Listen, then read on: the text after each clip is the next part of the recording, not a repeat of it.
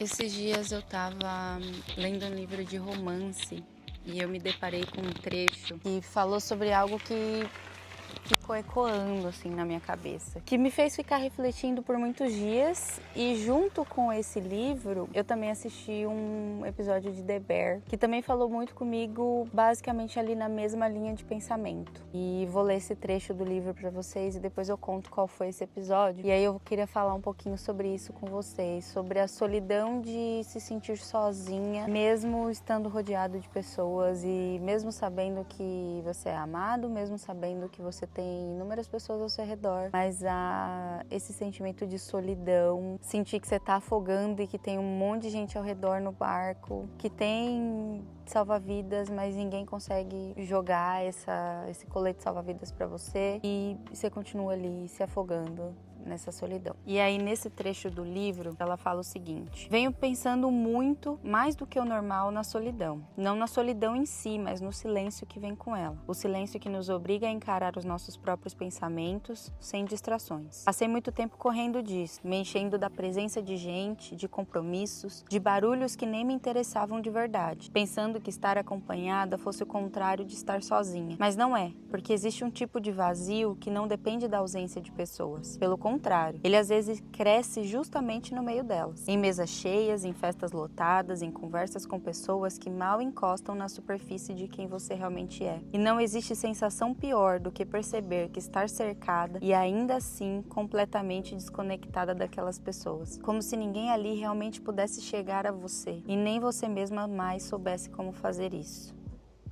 E aí, junto com isso, eu assisti também um episódio de The Bear, da última temporada que assistiu. E nesse episódio é um caos completo, a série toda é um caos completo, né? Mas esse episódio em específico, assim, é um caos absurdo, tá? A cozinha tá quase pegando fogo. E ainda assim, eles continuaram fazendo o que precisava ser feito. Vinha um problema, eles resolviam. E no final das contas, eles conseguiram fazer o serviço. As pessoas que estavam lá do lado de fora falaram: meu Deus, que coisa incrível. Eles fizeram tudo o que fizeram no meio do caos. E aí as pessoas que viram de fora não viram esse caos porque eles não demonstraram esse caos. E aí isso me fez pensar muito, que muitas vezes é mais fácil as pessoas não enxergarem o caos interno, né? A gente tá passando pelo caos, mas a gente continua fazendo o que precisa ser feito e as pessoas que estão de fora falam: caraca, que legal, olha o que ele fez, olha o que ela fez, sem ver o caos que estava por trás de tudo aquilo. Porque às vezes, ou até mesmo mais recorrente do que gostaríamos de assumir, nós fazemos tudo o que fazemos com um sorriso no rosto. E fazendo acontecer, mesmo sem nem ao menos ter tempo de entender, viver e sentir o nosso próprio sentimento. E por aparentemente estar bem, seguimos assim. Porque às vezes a nossa dor não cabe em palavras, ou talvez caiba, mas o medo fale mais alto. Medo do julgamento, da incompreensão, de parecer fraco, de mostrar uma vulnerabilidade que passamos tanto tempo tentando esconder. Talvez seja porque sabemos que cada pessoa já está travando a própria batalha, todos correndo contra o tempo, tentando equilibrar milhões de pratos, sem deixar nenhum cair. E diante disso, a última coisa que a gente quer é ser mais um incômodo, é ser mais um trabalho, ser mais um prato a ser equilibrado. Às vezes nem nós mesmos conseguimos parar para entender o que estamos sentindo, não dá tempo. É aquele famoso sem tempo, irmão. Não dá tempo de sentar e chorar, não dá tempo de lamber as próprias feridas, não dá tempo porque tem muita coisa para fazer, casa para arrumar, tem filho para cuidar, tem um casamento para manter, um trabalho. Não tem tempo de sentir. E se a gente não tem tempo de sentir e compreender as nossas próprias dores, como é que a gente vai conseguir explicar, deixar que outra pessoa acesse essa dor que nem a gente mesmo sabe explicar? Talvez não queremos mexer nisso porque explicar cansa, porque dói ter que justificar sentimentos que não deveriam ser justificados, que não deveriam precisar de justificativa. Talvez seja porque nos preocupamos tanto com o outro que silenciosamente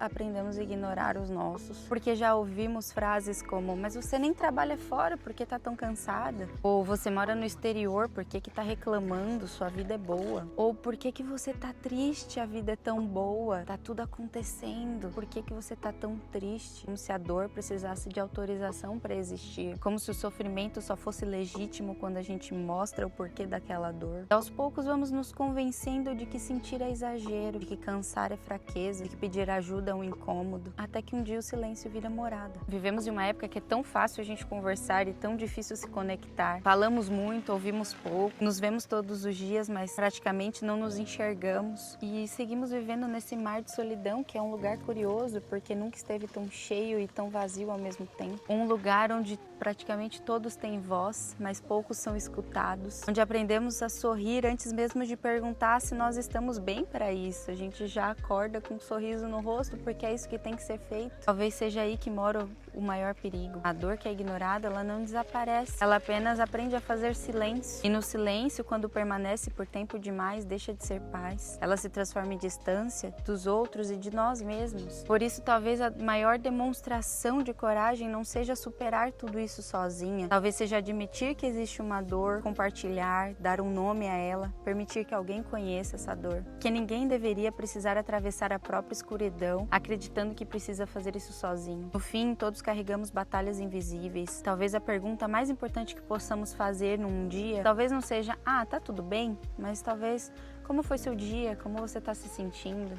Como que você está lidando? Como está o seu coração? Que às vezes uma única conversa verdadeira é capaz de trazer luz para aquelas pessoas que já não acreditavam mais existir luz no fim do túnel. Se esse vídeo encontrou você num momento difícil, num momento de escuridão, de solidão, de muito barulho ou talvez de um silêncio apático, lembra de uma coisa: você não precisa ser forte o tempo inteiro. Tá tudo bem sentir as suas dores, tá tudo bem nomeá-las, tá tudo bem reconhecê-las. Você não precisa justificar a sua dor para ela ser real. Se alguém pediu para você justificar a sua dor, para validar, procure outra pessoa, porque as nossas dores não precisam ser justificadas para serem reais. E acima de tudo, lembre-se que você não foi feito para atravessar o mar da vida sozinho e em silêncio.